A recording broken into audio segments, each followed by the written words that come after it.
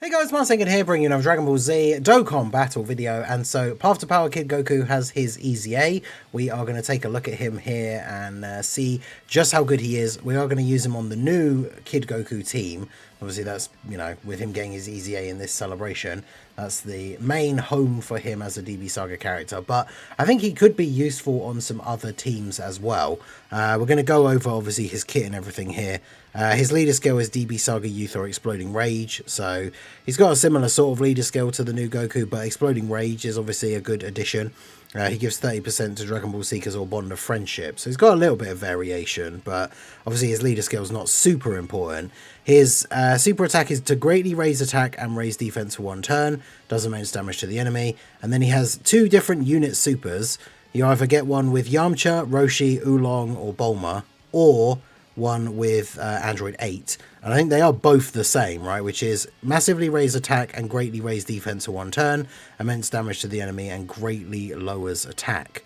So obviously significantly bigger buffs for both attack and defense when you're getting the unit super attack, so definitely want to be getting that if we can. Now obviously that does make it difficult for these other teams, right? Like if you're running him on a Pure Saiyans team or a Goku family team or something like that, you're obviously not going to be able to get that unit super, so will be interesting to see on those kind of team builds like how good he actually is. But when we look at his passive, he has attack and defense 159, DB Saga Youth or Dragon Ball Seeker allies 3 key and 50% attack and defense, and then he randomly changes key spheres of a certain type to rainbow. When he's attacking with 12 or more key, he gets 159% attack and defense. For every key sphere obtained, he gets 30% attack and defense. For every rainbow key sphere obtained, he gets crit chance and damage reduction 10%. And then he has these different orb requirements, and he needs less of them if he's in slot 3. So 3 orbs, or 1 in slot 3, gives him 159% defense. 5 orbs, or 3 in slot 3, gives him an additional attack that has a great chance to become a super. And then 7 orbs, or 5 in slot 3, gives all allies 8% crit chance and 8% damage reduction, and all allies attack and defense 8% for 2 turns, which means the extra buff for the next rotation. It's only 8%, but, every little helps, as they say. And obviously he's got very typical Dragon Ball Saga links. I didn't realise that mine wasn't actually Rainbow. I had a spare copy of him leveled up to SA5 and awakened and everything, and then when I did his EZA and was looking for him in my box to actually awaken, realised that he didn't have the Rainbow Star, and then only had 2 dupes. So rather than that, using that SA5 copy, obviously I opened the third path and then just used the Kais from the EZA, right, to get him up to SA15. But realistically, the difference between 90% and Rainbow is negligible, so it's not like his performance would significantly change. Now, the big thing as well, because this is a showcase video, I don't want to float him off, right, because then he's only going to be on 1 of every, 4 turns. So we're going to keep him on rotation. The only thing that affects is obviously the fact that he does need more orbs in order to get all his requirements, right? But we should still be able to wing it, that will work perfectly fine. So start of turn, he's got 366k defense here. Now, bear in mind, this Goku, does he give some support, or is it only on his super attack? Okay, it is only on the super attack effect, right? So Roshi, I think, gives support to Turtle Score Peppy Gals, which this Goku is not part of, right? So he's not getting any support here on the turn, but we can get 10 orbs for him, including 3 rainbows. So that puts him up to 861k defense. He's got 30% damage reduction. Well, technically 38, right? Because he gives it to the whole rotation. So he's got 38% damage reduction. Everybody else on the turn has the 8% damage reduction now as well. And then, of course, we are going to get the unit super because we have a Roshi on the turn, which means that he is going to massively raise attack and greatly raise his defense, which is a 50% defense raise. So he should be looking pretty good post super here. Daima Goku obviously gets the extra dodge chance in slot 1, so it's okay to go ahead and put him there, and then we'll see how we get on. Obviously this is turn 2, because I quit out and tried again. He was on turn 2 in the first run, then he was in slot 7, so then I quit out and tried again, he was back on turn 2 again. So at that point it's like, okay, we'll just roll with him being on turn 2, I guess. So yeah, there's the unit super attack, relatively decent damage, and then can we get the actual super? Nice. Is that 33 million? I mean, that's pretty good. Is it 33 or is it just 3? It can't be just 3, right? Damn. I mean, he is massively raising attack on that unit super. So yeah, that's pretty good. Considering he's providing a lot of support and the decent like defensive support with the damage reduction as well, that's pretty crazy.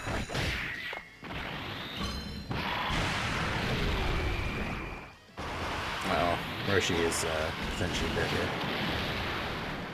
Wow, we actually lived that, okay. And then died to a normal. 270k, damn.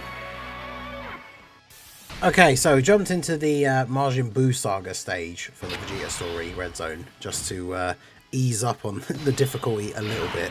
Yeah, Roshi getting absolutely blasted. I know my Roshi's only 55%. He only gets the 170 lead from the new Kid Goku team, so maybe it's not the best setup for him. But of course, this guy lowers your ki as well, which is kind of awkward. But fortunately, we can go ahead and grab these. We can get all these, yeah, get the 7 orbs, rather get the 3 rainbows, right? So we get the extra bit of damage reduction and crit chance.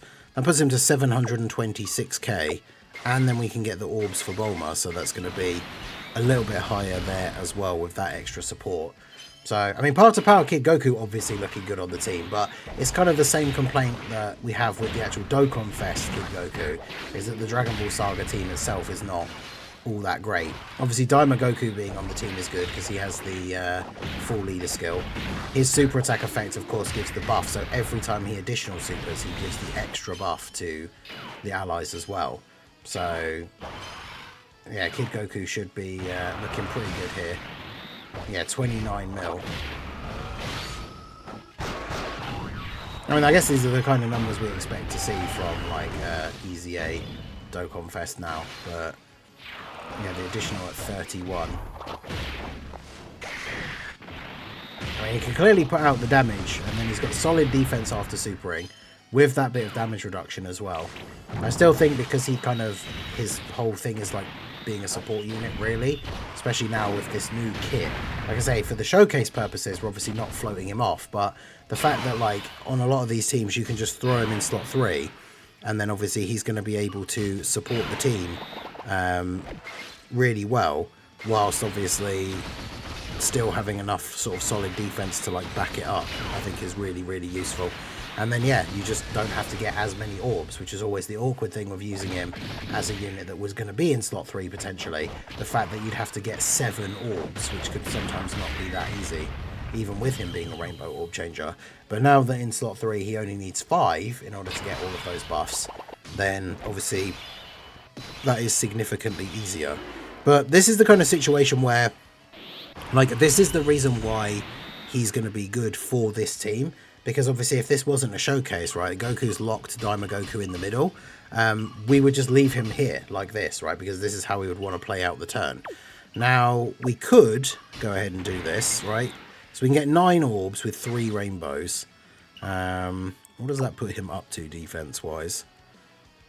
I don't know how hard this Goku hits for, but if we go ahead and do that, we're looking at 746k.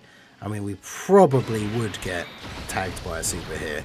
But obviously, like I say, in a real scenario, we would just leave the rotation with the Kid Goku in slot 1. And then this Path to Power Kid Goku is supposed to be a floating support unit, right?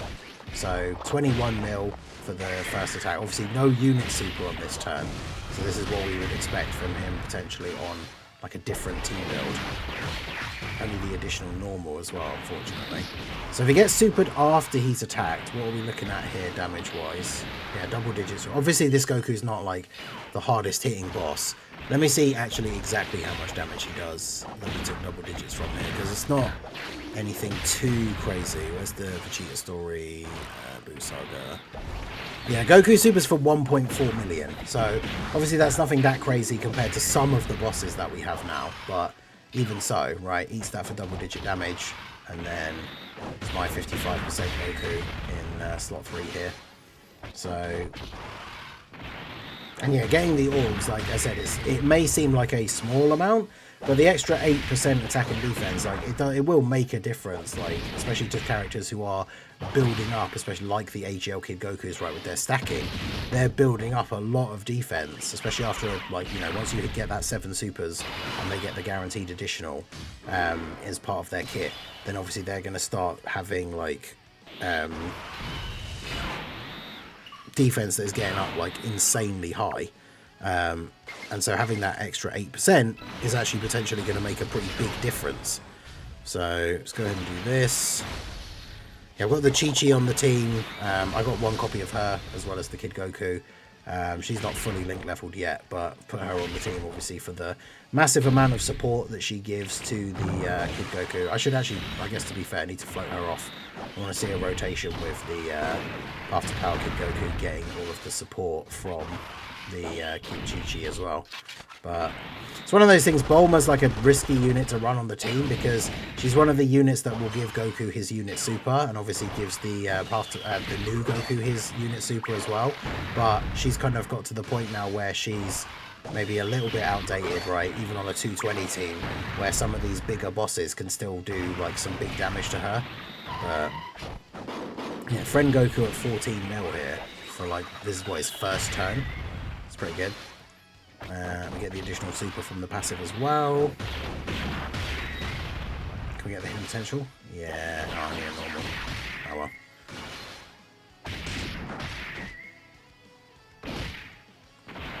Okay, he should eat this, right? And yeah, he's got the extra damage reduction in the early turns because the intros are turned off, right? But he would have got his intro animation, so yeah, he's fine. Getting 200% defense on super is such a when receiving a hit is such a massive thing because it gives him such a huge buff.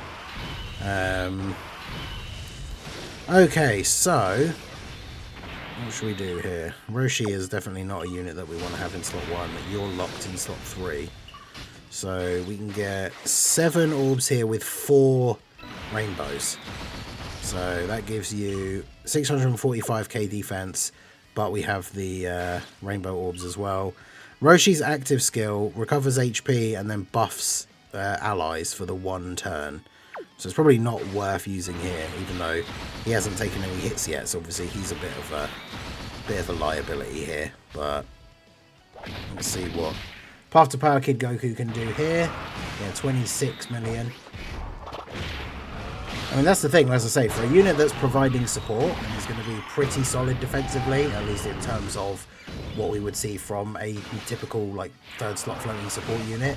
He's also doing some pretty good damage as well. The crit chance from the rainbows definitely helps a lot. As I mentioned earlier, right, his best build probably still is just to make him full additional, like in the hidden potential. So having that crit chance built into his passive so he can do a little bit of damage with his attacks is definitely very good. Yeah, my Roshi's not link leveled either, so he doesn't start off doing very much, unfortunately. 28k, yeah. See, now Daima Goku, he takes a few attacks to get going, but now he's up there with the 20 mil. So it takes him out, gives us the buff for the next turn as well. It's a fat boo. Yeah, let's float off the Chi-Chi here. We might as well go ahead and do this, give you your buff, just so you've got a bit of extra stats for the turn. Because like I say, he gets 200% when he gets hit. So he's going up to, when he takes the first hit of the turn, he goes up to just over 1 million defense. And his intro buff is still active, so he has 60% damage reduction. So he's not really going to take any damage here. And then we can just do that. Get the Chi-Chi floated off so we can see the turn with Path to Power Kid Goku and her getting the support. Kid Goku is going to take the super here. What does Fat Boo do? 2.2 million. So Goku takes double-digit damage. Nice. It's 55% Kid Goku on his, what, third appearance is this? Takes double-digit damage from a 2.2 million super. Pretty good. Obviously his damage output not crazy at this point, especially if he's not getting the crits, but now that the crit is activated, then follow-up attacks are all going to be crits. Then he heals. Well, we're at 10 mil. I have to try and, I guess, float her off next. Because, I mean, the turn with, like, Bulma with the active skill and, like, Chi-Chi on the rotation as well would be a pretty crazy turn for Path to Power Kid Goku. Although, of course, it's not something that's going to happen very often if you're using him on the Goku team, because, like I say, in a normal situation, you're probably just going to be using him as a 3rd slot floating character. So, if Bulma is also floating on the team, right, they're essentially never going to end up on the rotation together. But it's fine either way. Alright, so let's move you over there. Where you look? Yeah, see, his defense is so low. Yeah, see, this is where it becomes slightly awkward.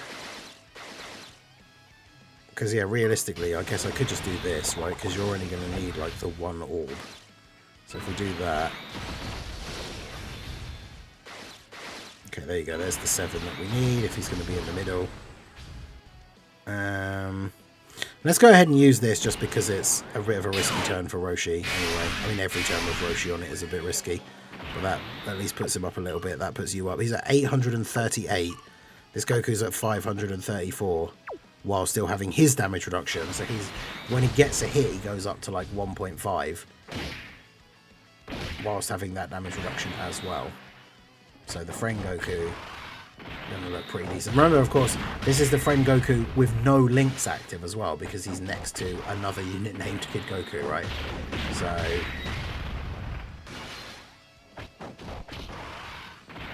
yeah, AGL Kid Goku on his own team, like with the links active and everything, I would say almost... I don't want to say unarguably, because there are still contentions right with his team and stuff like that, but like he's definitely looking like the best TUR in the right situation. I mean, Glorio still can in the right situation as well. Both of them kind of suffer from not being on a huge amount of teams. Goku, obviously, as we saw in the Festival of Battles like thing, with some of the top units and top teams in the game that he can be run on, he basically doesn't share any links, which also includes the fact that he doesn't have any key links with some of these big units. And then obviously Glorio kind of just is that third slot support king, but he's only on like a few teams. So it's interesting because I could see arguments for both of them being number one, but I think they're probably number 1 and 2. In terms of TURs, I'm just not 100% on what I think that order should be.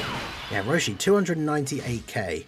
Maybe it's just because I've only just got my first copy of him after, like, you know, when he first came out, but like, I thought he was better than that. Is it just me, or has he just aged that badly already, or is it just because mine is only 55% and that is the major reason why he doesn't look that great to me here? I'm not sure. But we'll float off Bulma. We can get set up for the crazy support Kid Goku turn. And then we'll probably leave it there. I'm not sure with this team, because it's the rest of the team that is potentially a liability. I don't know if we will actually manage to beat the stage, because of course we've got the STR Kid Buu coming up as the final phase. But we'll see how we get on. But yeah, definitely will try out running this Path to Power Kid Goku on some other teams as well. Because as that third slot unit, only needing the 5 orbs in order to get his full passive active is obviously very, very good. Yeah, Daima Goku here at 16.2. Obviously, Daima Goku in this situation doesn't have a ton of links active, right, being in between 2 Dragon Ball Saga characters. But he can still perform pretty well. Tanking decently well here. Don't know how well you tank the super though. There you go. Gets the clutch dodge. That's what we like to see. Take the normals for double digits if you're going to dodge the super. That's fine. You could not dodge double digit normals all day long. But dodging that super, that's the big one. So Bulma should still have a decent amount of damage reduction here. So hopefully she's fine. Yep, good. Because yeah, her guards run out. But okay, so now we could use our active skill. So Kid Goku has the active skill. Raises attack by 800% temporarily. Does damage to the enemy. Within the turn activated, attacks have a 59% chance to crit. We probably won't get a chance to see it if we don't use it now. So let's go ahead and see like how much this is going to do.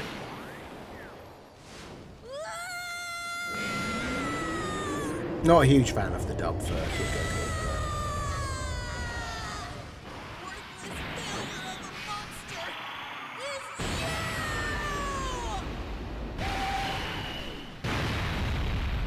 Yeah, it's not bad. 29 million crit. I guess we'll take that. And then let's go ahead and, yep, there's the 7 orbs. So what is he looking like here with the support? And obviously remember that the Daima Goku attacking on the previous turn. Damn, he's at 1.8 million. That's pretty good. And yeah, he's got what, 30? We picked up 3 rainbow orbs again, so he's got 33%. Yeah, 33%, 38% damage reduction here, which is pretty nice. Let's do that. Okay, well, yeah, Goku will kill him here for sure, and then obviously we get full heal.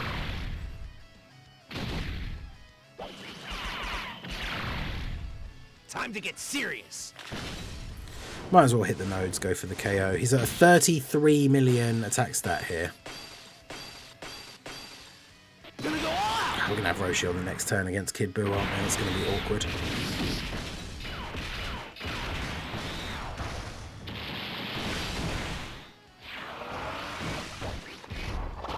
But bear in mind as well, that's 33 million without his unit super. So obviously the unit super, because it massively raises attack, would be even higher than that. So yeah, we don't have a slot where we can hide Roshi, which is unfortunate.